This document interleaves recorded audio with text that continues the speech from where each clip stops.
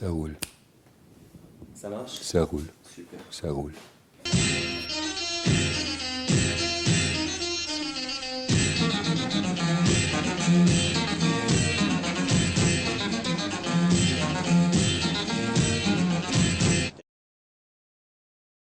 Alors j'ai grandi à la campagne, presque dans les forêts. Je crois c'est dans une vieille ferme et dans un milieu qui était déjà très fortement lié à, à toutes sortes d'arts, non? Parce que mon grand-père était écrivain et j'ai eu la chance de grandir dans une maison pleine de livres, plein de dessins et des liens aussi à cette génération d'intellectuels allemands, mais aussi internationaux, qui me permettaient de trouver comme très jeune déjà cette attraction vers l'art.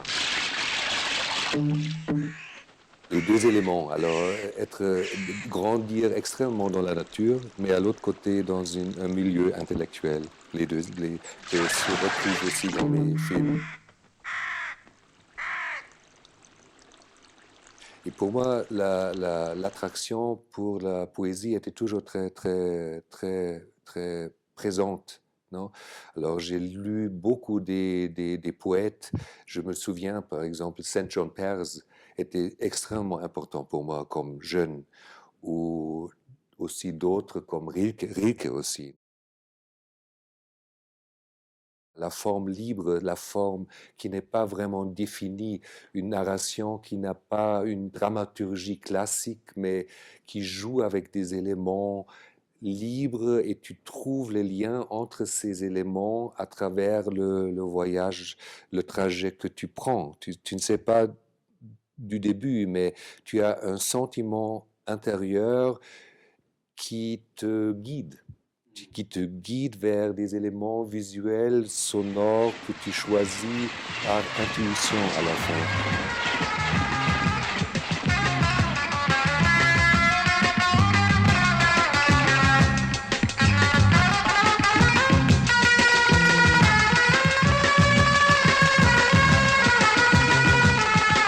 Welcome to the insect. Welcome to the insect. Just another reject. Let's change the subject. Je suis une génération entre hippie, baba cool et punk. Ça veut dire, tu sais, c'est un moment historique très spécifique. Alors, il y avait déjà encore les influences aussi des groupes de musique, des hippies, mais aussi une sorte de culture punk que j'ai vécue dans les années 80, qui m'a influencé et formé beaucoup. Alors, et aussi politiquement, tu sais, les manifestations et tout ça. Alors, j'ai jamais eu ces doutes.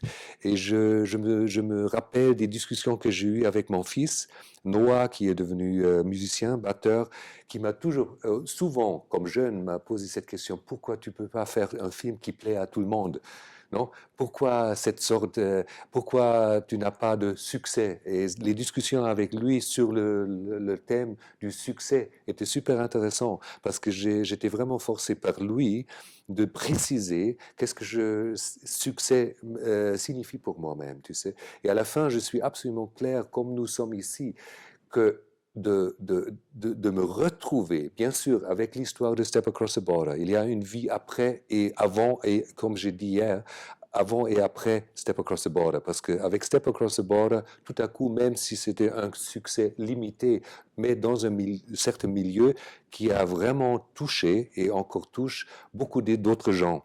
Alors, si ma situation biographique serait différente si Step Across the Border n'aurait pas devenu ce qu'il est devenu.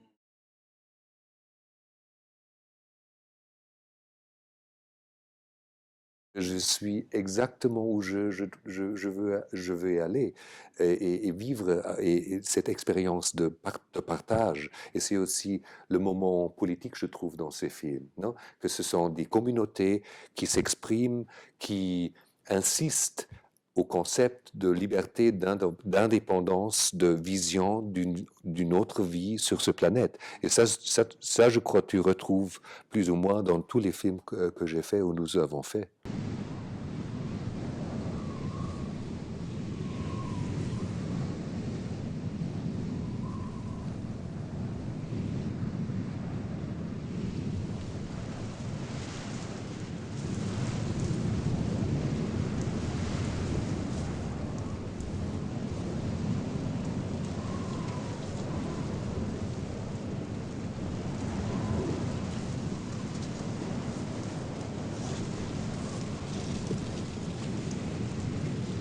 un élément certainement qui est essentiel, c'est le temps.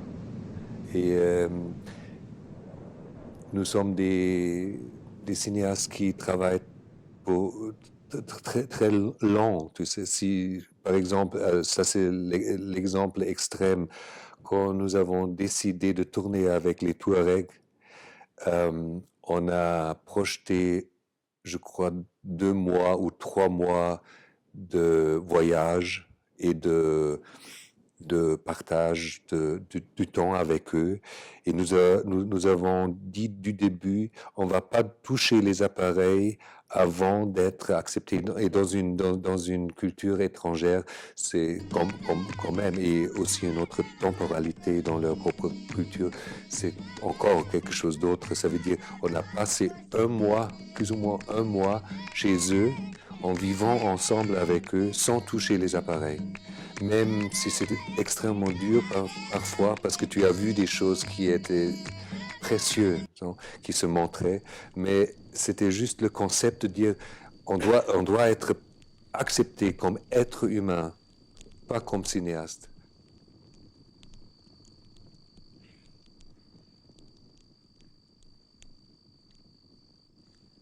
Le montage de Wild Plants, elle est passée beaucoup de temps seule parce qu'elle a besoin de ça dans la salle de montage et pour créer des choses comme ça. Tu sais, moi, j'étais tellement surpris par cette ouverture inattendue.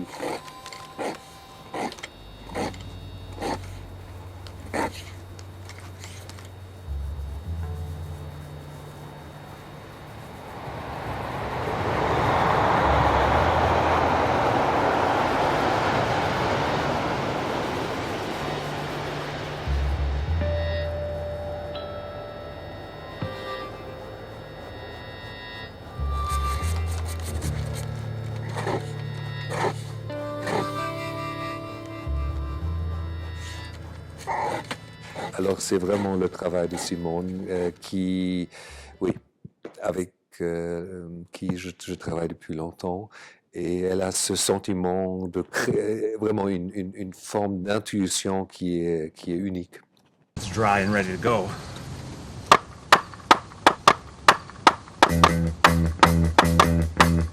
Et d'être prêt pour le moment. Ça veut dire, c'est aussi un élément, je trouve, dans tous nos films, que d'une manière, il faut du temps et aussi l'attente où on ne travaille pas, où on ne fait pas d'image, et d'être prêt pour le moment qui se montre, qui apparaît. Ça veut dire, c'est presque une contradiction. Tu sais, cet état intérieur où tu attends, tu es comme un chasseur un peu, oui, mais sans faire, juste pour être prêt et de garder cette énergie jusqu'au moment, et en plus d'avoir les appareils nécessaires autour de toi qui sont aussi prêts pour ce moment qui dure peut-être 1 minute, 2 ou 5 minutes et de nouveau disparaît.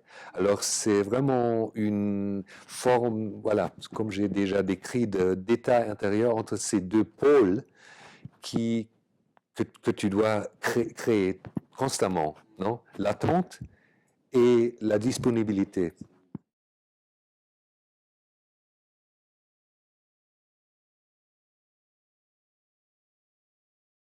Jarmusch est très, très, très proche. Il y a même une citation, je crois que c'était dans les cahiers du cinéma, si Jarmusch ferait un film documentaire, ça serait Middle of the Moment.